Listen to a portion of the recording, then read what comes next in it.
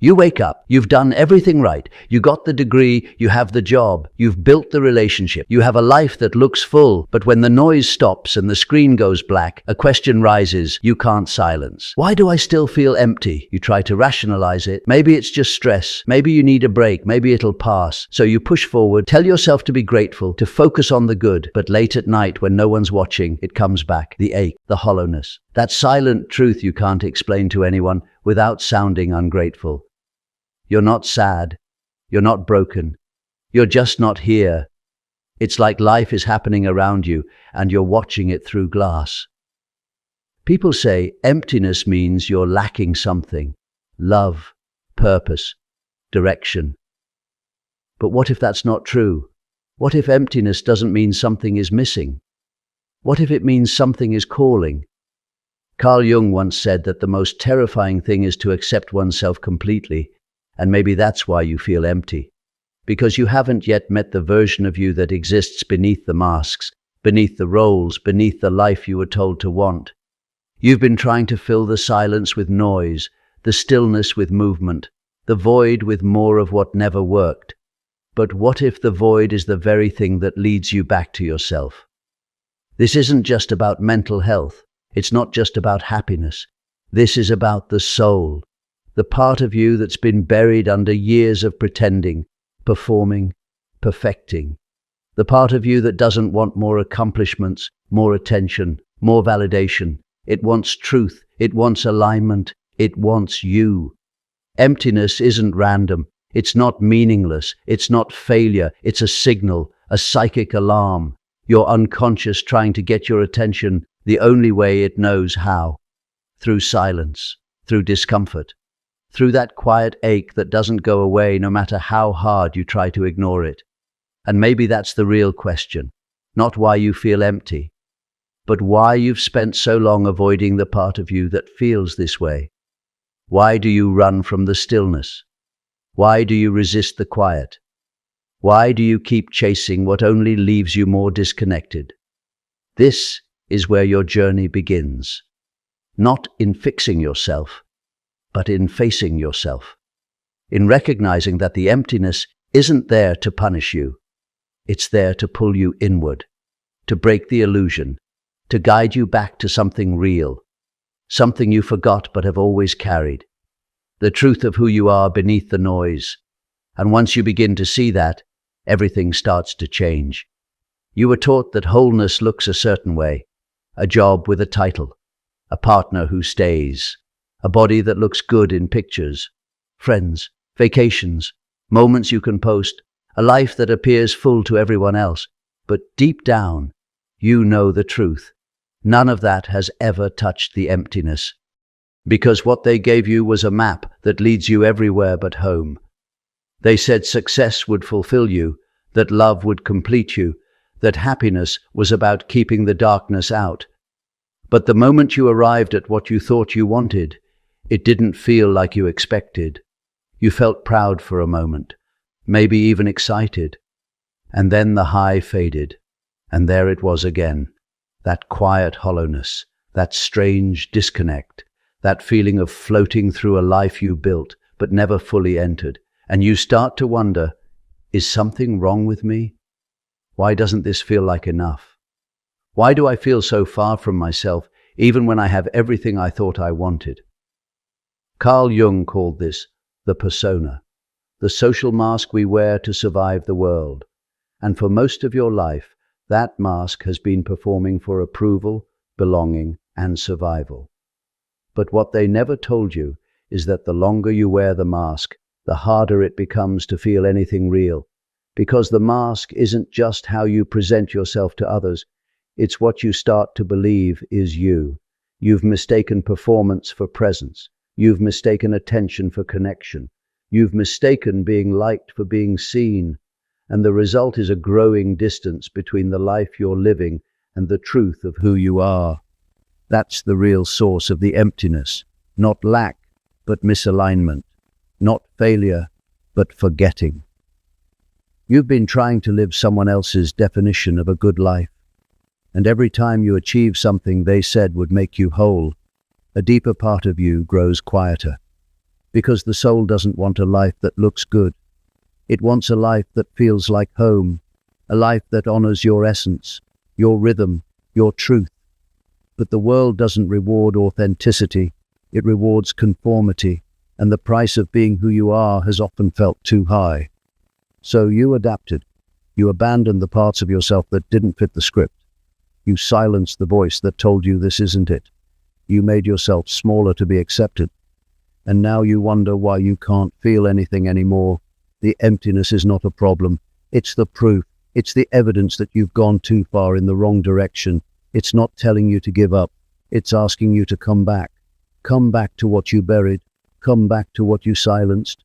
Come back to the life that's trying to reach you, not through goals or praise or external success, but through this ache that won't leave you alone. This is the beginning of truth, of presence, of self. When you finally realize that no amount of doing will fill the space that only being can touch, and that your emptiness is not a flaw, it's a signal, a sacred invitation to wake up. You've tried to outrun it, with achievements, with relationships, with distractions that keep you moving just fast enough to avoid looking at what's underneath. But here's what no one tells you. Emptiness doesn't just follow you. It recreates itself around you, again and again, like a loop you can't escape, like a feeling you can't numb. And the more you try to fix it with something outside yourself, the deeper it seems to grow. Because this isn't just about what's missing, it's about what's repeating. You keep ending up in the same kind of relationships, ones where you feel unseen, unmet, unknown. You keep chasing the same kind of goals, ones that excite you at first, and then leave you feeling strangely numb when you get them.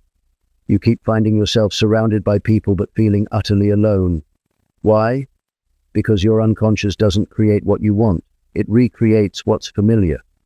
Carl Jung taught that the unconscious will continue to repeat unresolved patterns until they're made conscious. Until you stop and face what's really driving your choices.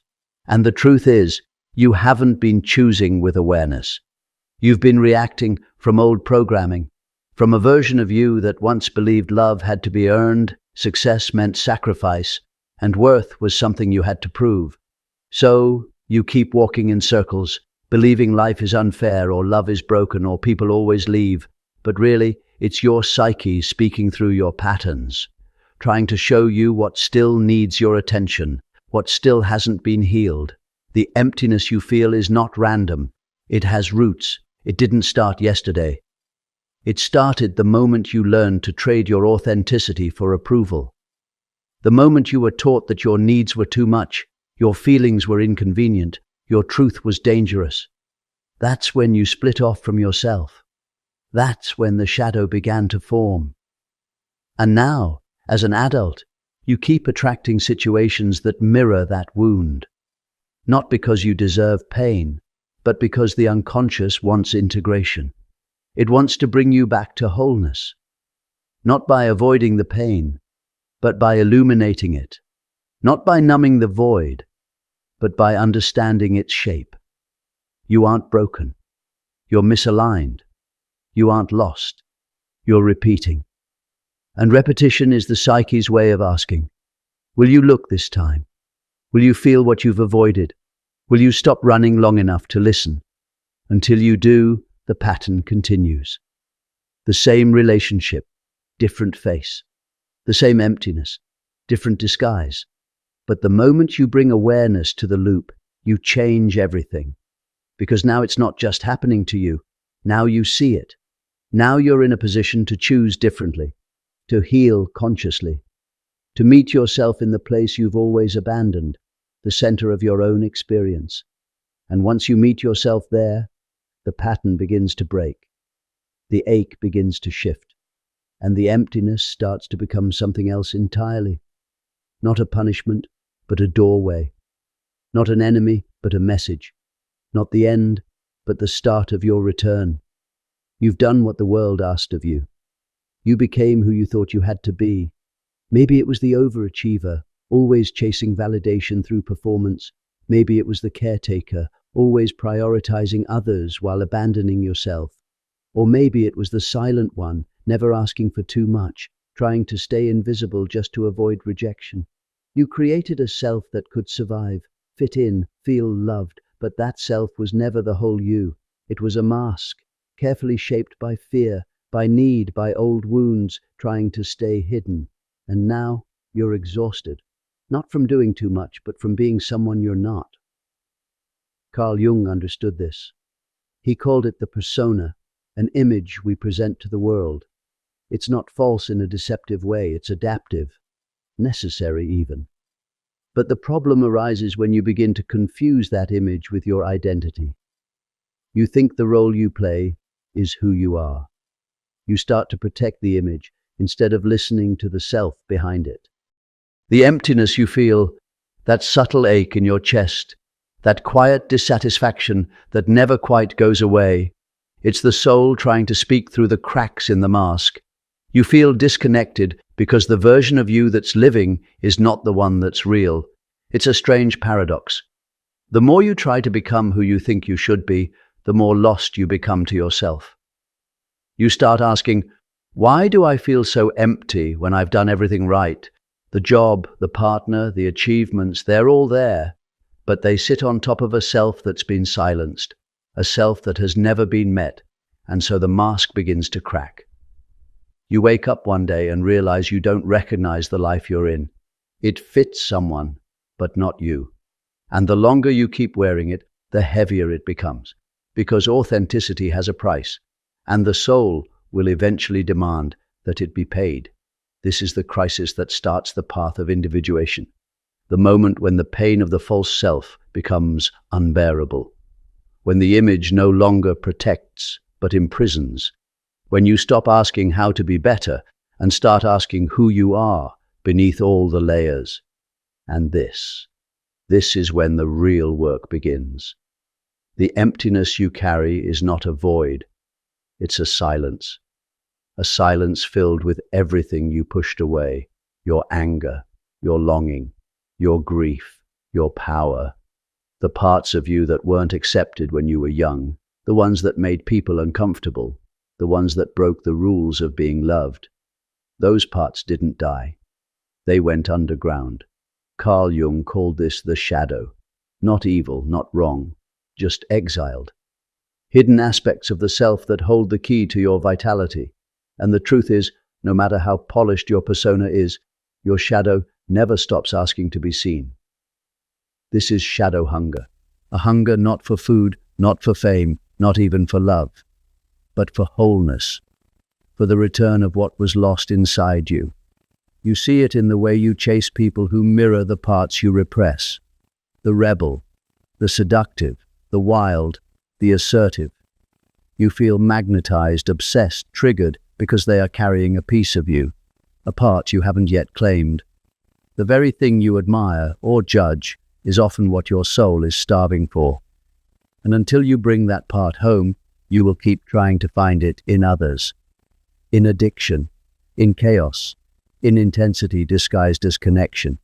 You'll keep reaching outward for what has always lived inside, but the shadow isn't integrated through affirmation. It's integrated through confrontation. You must be willing to face what you've labeled as unacceptable, to say to the part of you that's angry, I see you. To the part of you that's needy, you're allowed to want. To the part that's messy, afraid, too much, you get to exist. This is the most difficult work because it asks you to touch your own darkness without shame. To realize that the parts you thought would make you unlovable are the exact parts that make you whole. You don't heal by becoming more perfect. You heal by becoming more complete. The emptiness isn't asking for another goal, another distraction, another affirmation. It's asking for reunion with the self you left behind. And when you start to walk toward your shadow instead of away from it, something shifts. You stop craving intensity. You stop needing to be saved. You stop performing for love. Because what you were really longing for wasn't a person, or a breakthrough, or a win. You were longing for you. There are vows you've made without ever speaking them. Promises to yourself formed in the quiet moments of pain. After rejection, after humiliation, after love turned into abandonment. You said, "I'll never need anyone." Or maybe, "If I stay small, I'll be safe." These are unconscious contracts, silent agreements that shape how you show up in the world. You might not remember making them, but they're written all over your life, in how you pull away when things get too close, in how you sabotage the good, in how you stay busy to avoid your own presence. These contracts keep you from feeling too much, needing too much, becoming too much. But here's the paradox. What protects you also isolates you. What shields you from pain also blocks your access to intimacy. Jung understood this deeply. He knew that the psyche isn't just shaped by trauma. It's shaped by the beliefs we form to survive it. And those beliefs, once protected, become prisons. You may think, "I just don't connect with people." But the truth is, a part of you made a deal. Never depend on anyone again. You may think, "I'm just fiercely independent." But independence in excess can be a symptom of unprocessed hurt. You may pride yourself on your strength, your resilience, your self-reliance, but underneath it all lives a child who learned that vulnerability was dangerous. Unconscious contracts are not obvious. They don't scream, they whisper. They show up when someone offers you love and you don't trust it. When life gives you ease and you find a way to complicate it. When something feels good and you panic, waiting for the crash. These are not flaws. They are signs of loyalty to an old agreement, one that says, "I'll stay safe by staying unfulfilled." But the emptiness will not leave until the contract is broken. Not by force, not by pretending it never existed, but by acknowledging it, thanking it, and choosing something different. You must speak to the parts of you that made these vows. The one who said, "I'll never ask for help." The one who said, "Love always leaves." The one who decided, "If I stay invisible, I won't be hurt." You must let them know that they are no longer alone, that you, the adult self, are here now, capable of making a new choice. And when those contracts dissolve, space opens up. The emptiness doesn't vanish, it transforms. It becomes spaciousness, room to feel, to love, to receive. Not because you're finally worthy, but because you were never unworthy. You were simply protecting yourself the only way you knew how. Now you get to choose again. You wake up, check your phone, scroll through other people's lives, fill your mind before your soul even has a chance to speak. You move through the day with noise, music, messages, meetings, meals, never stopping long enough to ask yourself the one question that matters. How do I actually feel? Distraction has become a way of life. Not because you're shallow, but because something inside you is terrified of silence. You avoid your own inner world because it's not a comfortable place. It's not decorated with affirmation quotes or easy answers. It's filled with old wounds, repressed memories, unmet needs. Carl Jung once said, "People will do anything, no matter how absurd, to avoid facing their own soul." The emptiness persists not because you're lazy or broken, but because you've built a life on the run. You're always reaching for something just out of grasp. New goals, new love, new insight, but never stopping to feel what's already here. Your schedule is full, but your soul is starving. You chase intensity because it drowns out the quiet ache. You seek newness because it distracts from the old pain. You stay busy, productive, helpful, informed, but underneath all of it, you are disconnected from yourself. And the more you disconnect, the deeper the emptiness grows. You think you're avoiding pain, but you're also avoiding depth, avoiding the place inside you that's been waiting, not to be fixed, but to be witnessed. This is why stillness feels unbearable for many. When everything goes quiet, the emotions you've buried start to rise. Guilt, shame, grief, loneliness, longings you've never allowed yourself to speak aloud. But none of these feelings are dangerous. They're just unprocessed. And like all energies in the psyche, what is not expressed becomes distorted. Jung didn't teach people to avoid the dark. He taught them how to descend into it. Not to suffer, but to reclaim what had been lost. You are not meant to live on the surface of your own life. You are meant to enter it fully. The next time you feel the pull to numb, to scroll, to shop, to fill the space, pause. Ask yourself, what am I avoiding? Not to shame yourself, but to practice awareness. The more you build your capacity to be with yourself, the less empty you'll feel. Because the truth is, you're not actually empty. You're full of truths that have never had space to breathe. And when you stop running from them, when you sit still long enough to feel them, you'll realize what you thought was emptiness was just unopened life, waiting. There's a younger version of you still living inside, not in some metaphorical way, but in the patterns you repeat, the people you chase, the pain you can't explain, the part of you that still waits for love to feel safe, for affection to be consistent, for someone to see you fully without pulling away. This is your inner child, not childish, not weak, but the core of your emotional life. And when you feel empty, it's often because that part of you has been ignored, silenced, or forgotten. Carl Jung understood that every adult is still influenced by their early experiences, whether they know it or not. The original wound, the moment you first felt abandoned, rejected, or unseen, becomes the lens through which you interpret everything. And unless it is acknowledged, you'll keep trying to resolve it in the present, not with awareness, but through repetition. You'll be drawn to emotionally unavailable partners because they mirror the distance you once normalized.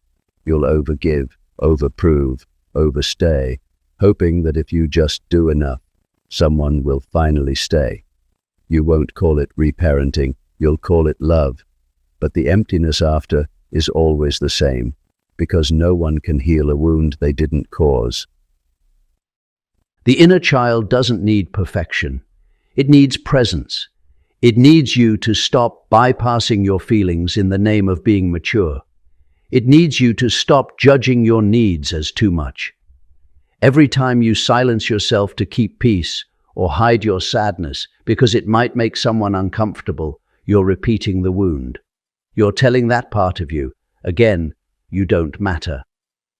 But what happens when you pause? When you sit with the discomfort instead of escaping it? When you hold yourself through the ache instead of demanding others do it for you? That's when something begins to shift. That's when the emptiness starts to speak. Not with blame, but with clarity. It says, I've been here all along, not waiting for someone else, waiting for you. This is where healing begins, not by fixing the past, but by loving the parts of you it tried to bury. You can't change what happened, but you can change how you relate to the parts of you it shaped. You can choose to stop abandoning yourself in ways that echo the past. You can begin to reparent, to show up, to listen. When you do, the emptiness begins to dissolve. Not because it's filled, but because it's no longer ignored. It softens into something quieter, something real. The ache becomes a bridge. The silence becomes a mirror. And for the first time, instead of feeling lost inside yourself, you begin to feel like home.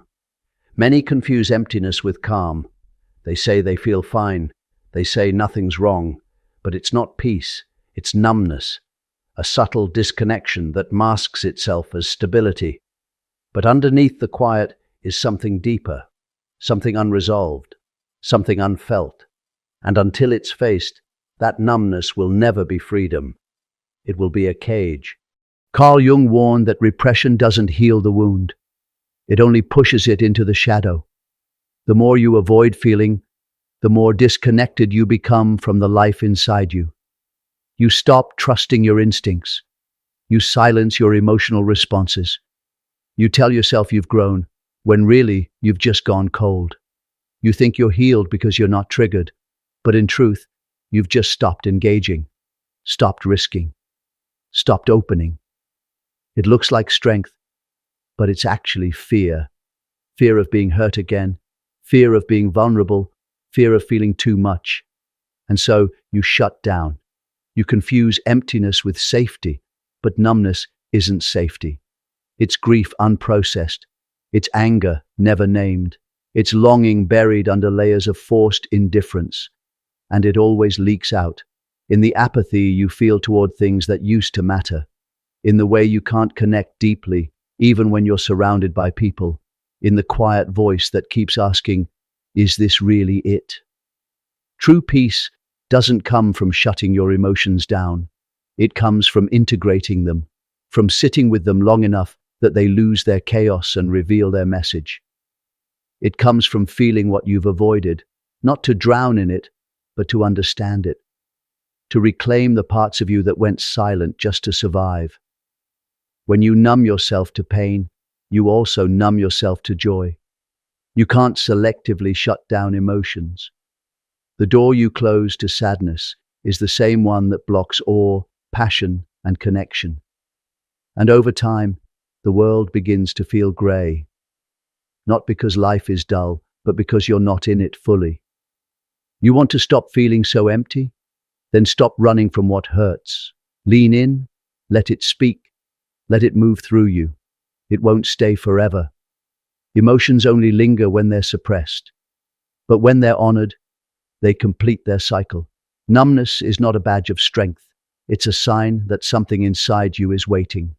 Not for more logic, not for another distraction, but for presence, for tenderness, for the courage to feel again. Because when you choose to feel fully, you begin to live fully. And when you begin to live fully, the emptiness no longer defines you. It becomes the doorway to depth. When emptiness becomes unbearable, the mind begins to project. You start casting your unmet needs onto people, onto goals, onto futures that haven't arrived. You create fantasies not out of desire, but out of lack. You convince yourself that if only you had that partner, that success, that recognition, the emptiness would disappear. But it never does. Because what you're projecting isn't hope. It's your disconnection from self. You're not seeing others as they are. You're seeing them as containers for your unresolved pain. And every time they fail to fill that role, you're left feeling more hollow than before. Carl Jung warned that what we do not make conscious will appear in our life as fate. This means if you don't understand your emptiness, you will unconsciously arrange your entire life around avoiding it. You'll seek people to complete you, achievements to validate you, and routines to distract you. And yet nothing will touch that silent ache. That ache is not a flaw, it's a message, a signal that the self you've constructed, this version of you built around roles, expectations, and survival, is not your truth. It's the false self. And the false self always seeks external completion because it has no roots in authenticity. You can spend your whole life chasing connection, success, peace. But if it's the false self doing the chasing, none of it will land. You'll be celebrated and still feel unseen. You'll be loved and still feel alone. You'll arrive at your goals and still feel unsatisfied. Because the one receiving it all isn't the real you, it's the mask. Projection is how the psyche tries to resolve what hasn't been integrated. You might idolize someone because they reflect a trait you've disowned. You might demonize someone because they carry the pain you haven't faced. In both cases, you're not relating. You're outsourcing your inner work.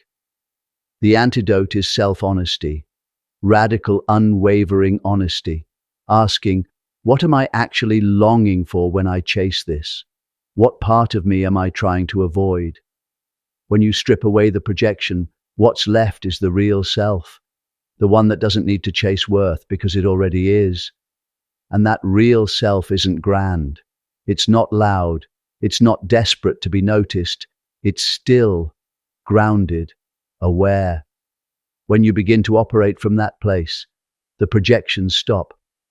You no longer need others to complete a story you were never meant to write. You stop demanding the outside world fix an inner wound. And in that space, where nothing is being chased, the emptiness begins to dissolve. Not through addition, but through alignment. Not through fantasy, but through truth. Beneath the masks, beneath the patterns and projections, lives a presence you've likely ignored for years, the inner child. Not just a metaphor, but the emotional core of your psyche. The part of you that first felt abandonment, rejection, shame. The part of you that once reached for connection and was met with silence. That child never left. It simply went underground, waiting to be seen. Jung understood that much of adult suffering is rooted in the unmet needs of the inner child. You don't feel empty because you're broken. You feel empty because a younger part of you still doesn't feel safe, seen, or loved. And no amount of adult accomplishment can reach that place if you continue to deny it exists. The inner child doesn't speak in logic. It speaks in sensations. In the lump in your throat when someone withdraws love. In the panic that rises when you're ignored. In the ache that appears when you're alone. These aren't overreactions, they're echoes. They're old wounds replaying themselves through current circumstances. When you ignore the inner child, you force it to find expression in shadow. That means clinging to relationships, avoiding vulnerability, or becoming overly self-reliant to avoid needing anyone. You build a life around survival, not around truth, and survival always demands suppression. But here's the shift. When you turn toward that child instead of away, something powerful happens. You stop trying to find someone to rescue you, and you become the one who finally shows up.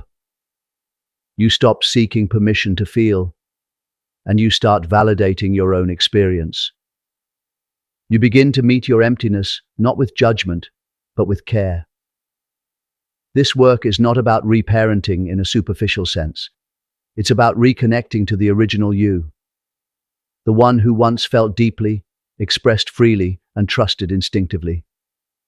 That version of you wasn't wrong. It was wounded. And healing doesn't require fixing it. It requires witnessing it. Take a moment and reflect. What were you taught about love when you were young? What were you told you had to be in order to be safe, to be accepted, to be worthy? These messages became the blueprint for your adult life. Until you question them, you will keep building structures of emptiness on foundations of pain. The inner child doesn't need you to be perfect. It doesn't need you to have all the answers. It only needs your presence, your honesty, your willingness to sit in silence and say, I see you, I'm here, and I'm not leaving. That act alone begins to dissolve the illusion of emptiness, because the emptiness was never a void. It was always a cry for connection with the part of you you've forgotten. And when you reconnect with that part, you don't just feel more whole. You remember who you were before the world told you to become someone else. When you reconnect with the inner child, another presence must awaken inside of you, the inner adult.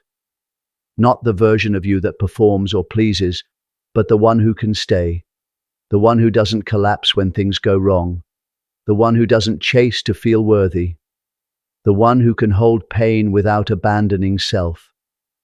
The inner adult is not loud. It doesn't need applause.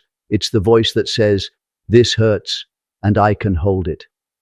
It's the capacity to breathe through emotional storms without needing to fix or flee. It's the return of your own authority, no longer outsourced to others. Jung spoke of individuation as the process of becoming whole, not perfect, but integrated. Becoming the adult doesn't mean silencing the child. It means holding space for the child while choosing responses rooted in awareness, not wounds. Most people confuse emotional intensity with truth. They assume if something hurts, it must be valid. But the inner adult learns to pause, to separate the pain of now from the pain of before, to say, this feeling is familiar, but it's not current. This is old pain in new clothes. And that distinction creates freedom. Freedom to choose differently, to respond without reenacting, to speak boundaries without aggression, to walk away from what drains you without guilt, to choose partners, work, and friendships that meet you where you are, not where you used to abandon yourself. The inner adult is not a destination. It's a practice. You become it moment by moment, every time you choose to stay conscious in the face of old patterns. Every time you witness your emotional trigger and ask, what is this really about? Instead of reacting on autopilot. You stop needing to be rescued because you become the one who rescues. You stop needing constant reassurance because you become the one who can reassure. You stop trying to earn love because you realize you are the one who decides whether you are lovable. And that decision is no longer up for negotiation. The emptiness doesn't vanish overnight. It shifts, it softens. You begin to see that what felt like a void was actually a signal, a message, a doorway back to your inner world. And now, instead of fearing that silence, you enter it with presence. That's the turning point. When your sense of self is no longer dependent on how others treat you, but on how you treat yourself. When the story stops being about what they did or didn't do, and starts being about how you choose to live now. Not from survival, not from fear, but from clarity, from courage, from alignment. That's what it means to grow into yourself. Not an image, not a performance, but the embodied truth of who you are when nothing and no one is defining it for you. And then something unexpected happens. The emptiness that haunted you, the ache that followed you like a shadow, it begins to dissolve. Not because it has been filled by something external, but because you finally return to yourself. You realize it was never about what was missing.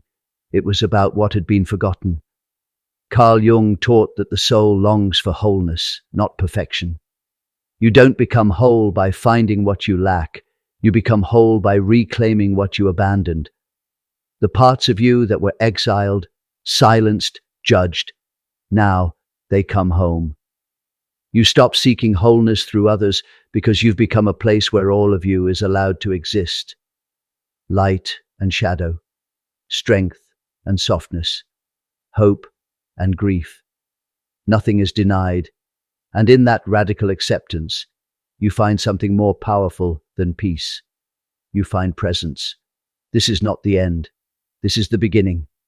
The moment you stop running from yourself and start living from who you've always been. Whole, worthy, enough. If something in this message stirred something in you, don't let it fade. Let it guide you. This space exists for those who are ready to stop living on autopilot and start living from a place of depth, honesty, and transformation. Subscribe if you want to keep exploring these truths. Share this video with someone who's been stuck in the same pain, repeating the same stories, searching for themselves in all the wrong places. And if you feel called to support this channel and help keep these messages alive, consider leaving a super thanks. Every gesture, no matter how small, creates ripples. You don't have to keep feeling empty. You don't have to keep chasing meaning in all the places that never gave it. You are not broken. You are becoming. And this is the beginning of your return. Thank you for watching. I'll see you in the next one.